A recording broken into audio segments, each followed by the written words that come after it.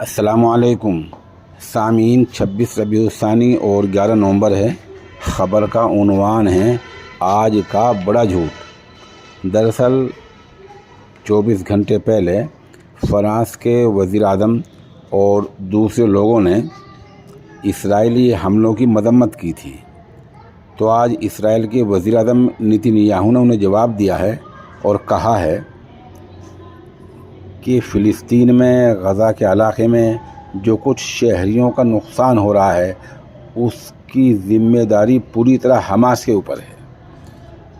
Netanyahu ने बड़ा झूठ ये बोला है कि हम कोशिश कर रहे हैं कि शहरियों का नुकसान कम से कम हो, लेकिन यह हमास वाले मान नहीं रहे हैं।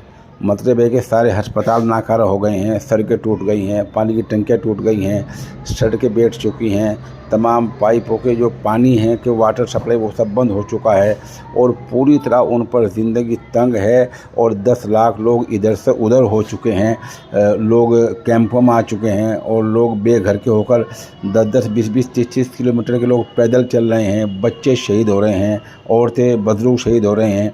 इन सब का जिम्मेदार इसराइल की निगाहों में हमास है। इससे बड़ा क्या झूठ हो सकता है। हम ये बात दोहराना चाहेंगे कि जालिम का जुल्म ज़्यादा देर तक नहीं चला करता। पता नहीं अल्लाह की तरफ से कब पकड़ आ जाए और कब इसराइल की गिरफ्त आ जाए।